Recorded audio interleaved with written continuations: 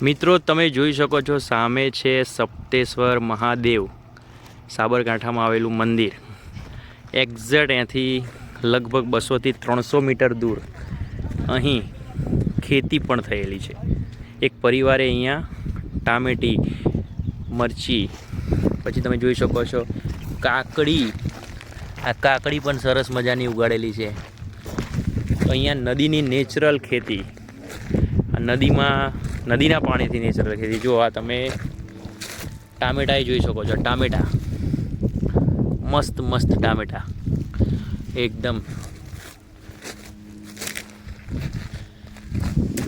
આખી ટામેટી જ છે બધી।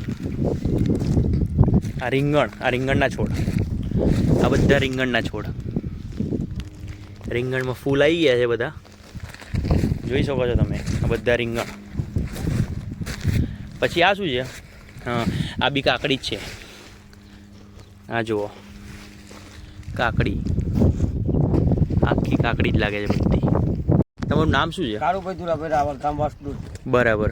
તો આ નદીમાં તમે આ જે ખેતી કરી, એમાં પાણી તમારે નાખવું પડે? નહીં નાખવાનું, પાણી કુદરતી છે। કુદરતી એટલે તમારે કશું નાખવાનું નહીં? આપણો ખાડો કરી નાખવાનો, ખાતર સાણી પૂરી દેવાનું। હા, સાણી ખાતર પૂરી દે, પછી ખાતર દબાઈ દેવાનું, પછી આપણો ડોકો છે આપણું સોંપી દેવાનું। બરાબર, થઈ જાય।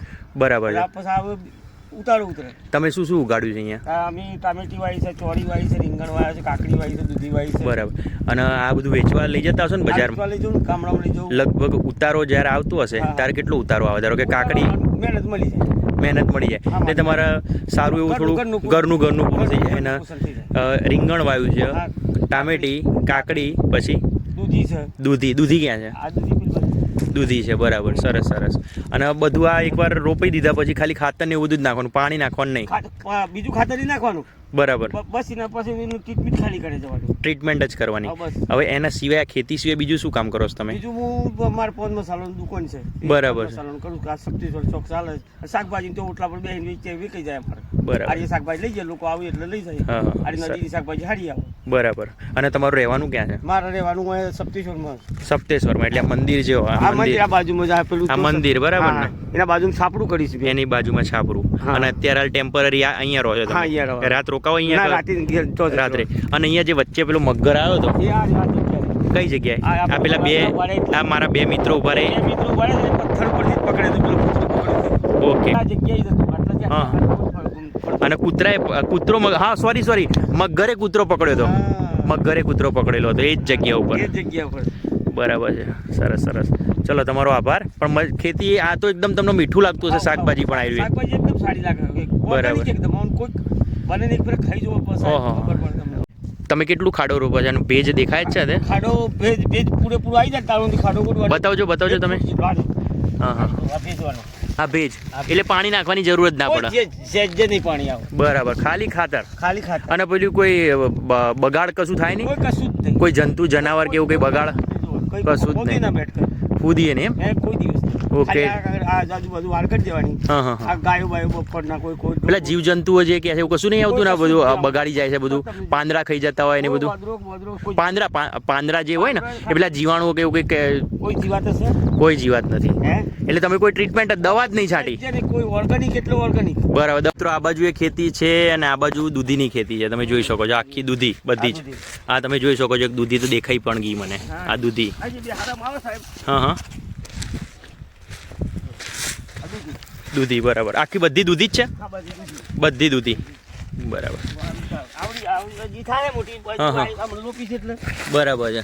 આ હજી મોટી થશે, સરસ સરસ। અને આમાં કોઈ કશું જ ખાવાની બહુ મજા આવે। અમારા કપરાડામાં દૂધી માટે આખા મોટા પેલા શું કહેવાય, મોડવા કરે। અહીંયા મોડવાની જરૂર નથી, માંડવાની એવું કઈ જરૂર નથી કે દૂધી 15 દિવસ પછી આપણે પહેરાય નહીં, એવું છે એમ? 15 દિવસ પછી અહીંયા બધું ઘનઘોર થઈ જશે, બધું ભેગું થઈ જશે। સરસ સરસ, મસ્ત। અમે આ જોવા માટે આવ્યા પણ ખૂબ આનંદ થયો। આવું નેચરલ જગ્યાએ, ત્યાં મંદિરમાં જેટલા દર્શનમાં ખુશી મળી એટલી જ આ વસ્તુ જોવાની ખુશી મળી અમને। જોઈ શકો છો મિત્રો, અમારા માટે સ્પેશિયલ કાકડી આ કાકા દ્વારા કાપવામાં આવી રહી છે। એમના ગ્રીન કલરની એકદમ કાકડી।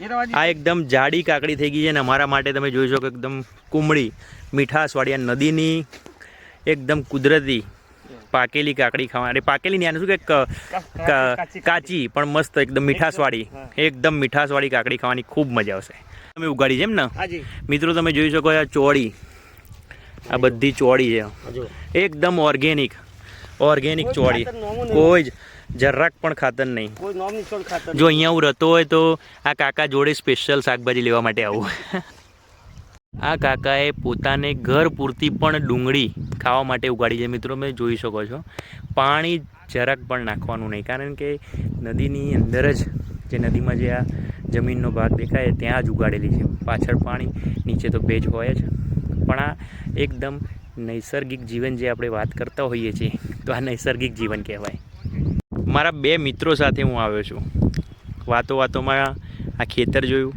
ખેતરની મુલાકાત કરી નેચરલ ખેતી આ કાકા હાલ તમને વિડીયોમાં બતાવ્યો પ્રમાણે ખેતી કરતા હતા અને જતા હતા અને કાકાને પૂછ્યું કે ભાઈ કાકા તમે પાણી પીવાની શું વ્યવસ્થા કરો છો તો કાકા એકદમ અદ્ભુત વાત કરી મંદિરમાં જવાય તો મંદિરનું પાણી પી લેવાનું જે નેચરલ સપ્તેશ્વરમાં નીકળે છે અથવા તો કાકા આ શું કરો છો પાણી પીવા માટે પાણી પીવા માટે એમ કાકા પાણી પીવા માટે અહીંયા ખાડો કરી રહ્યા છે મિત્રો તમે જોઈ શકો છો જો આખી પાઇપ કેટલી નાખે જોઈએ આપણે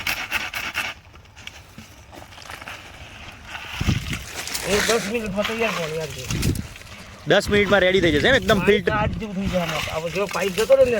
હા મિત્રો આ ફિલ્ટર પાણી જ અહીંયા ડાયરેક્ટ મળશે આપણને અને આપણે ડાયરેક્ટ આ ફિલ્ટર પાણી જ પી શકીશું જોઈ શકો છો કે અત્યારે હાલ થોડું ગંદુ દેખાતું હશે હા જુઓ અને કાકા પણ એકદમ ઉત્સાહી છે એકદમ અમને પૂરેપૂરી માહિતી અહીંયાની બધી જ માહિતી એમને આપી ખેતીથી માંડીને છેલ્લે પાણી પીવા સુધીની માહિતી પછી થોડીક વાર રહીને ગ્લાસથી ગંદુ પાણી કાઢી નાખતા હશો ને એટલે ધીરે ધીરે ગળાઈને ઉપર પેલું પાણી આવતું હશે એનાથી કાકા કશું જ થાય નહીં કોઈ ચીજ નહીં તમે કેટલા વર્ષોથી પીવો છો આ પાણી હું લગભગ 1979 થી આ સપ્તેશ્વરમાં છું ઓકે અને આ રીતે પાણી પીવો છો તમે આ જ પાણી બરાબર છે કશું જ ના થાય કોઈ ચીજ નહીં ઓકે જોઈએ છે મિત્રો જુઓ તમે માટી બધી જ એટલે રેતી બધી જ નદીની આ એક ઘરણી જેવું કામ કરે છે ભાઈ આ રેતી હવે ગંદુ પાણી બધું કાઢી નાખશો બધું ગંદુ પાણી કાઢી નાખશે હવે 10 મિનિટમાં પાણી નીકળી જશે બધું સૌથી પહેલાં પ્રયોગ મારો મિત્ર તમે જોઈ શકો છો દારવા ગૌરાંગ અને જીગર ગદાણી આ બંનેને પીવડાવવાનો છું